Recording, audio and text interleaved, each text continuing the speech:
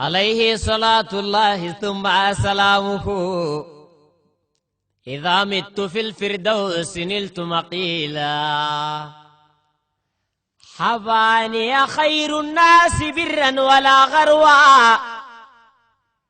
ألم يك خير العالمين ولا شروا وقد جيته وهنا وشبلي وما جثى سوانا لدى أعطابه وفق ما أحوى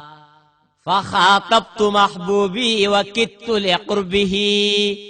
إخال لقاء خير الورى نلته صفوا فقلت وإني مغرق في وداده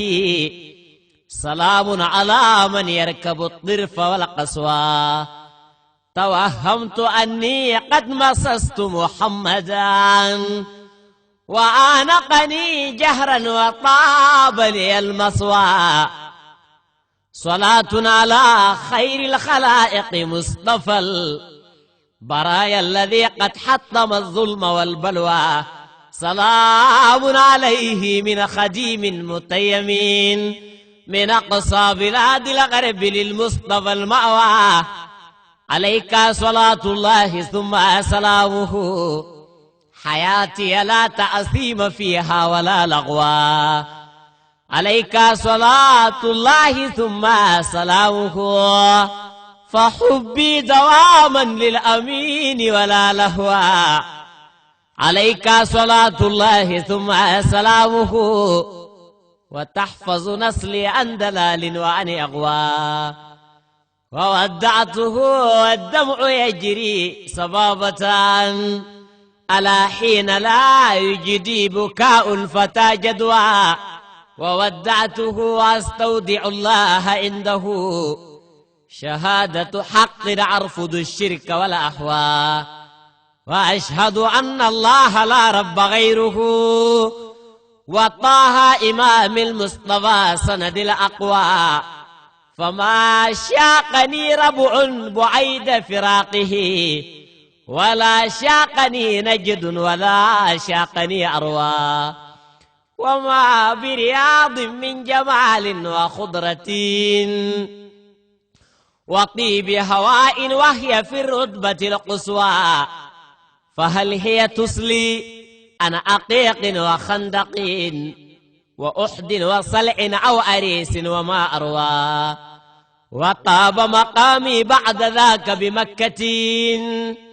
خلالي حطيم والمقام لنا أقوى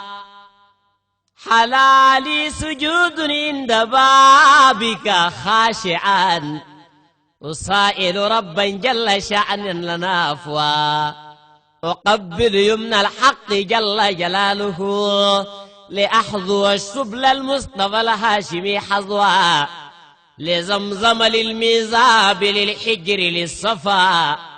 صفا لي أوقاتي بجهري والنجوى أردد ذكر الله لا شيء غيره أمامي وخلفي مثل من حقق المحوى وأسأله سترا وعفوا وتوبة وصونا وتوفيقا وصونا عن العصوى وأسأله سترا وعفوا وتوبة وهديا وتوفيقا وصونا عن العصوى ونيل قبول منه والفوز والرضا ورؤيته وسط الجنان كما أهوى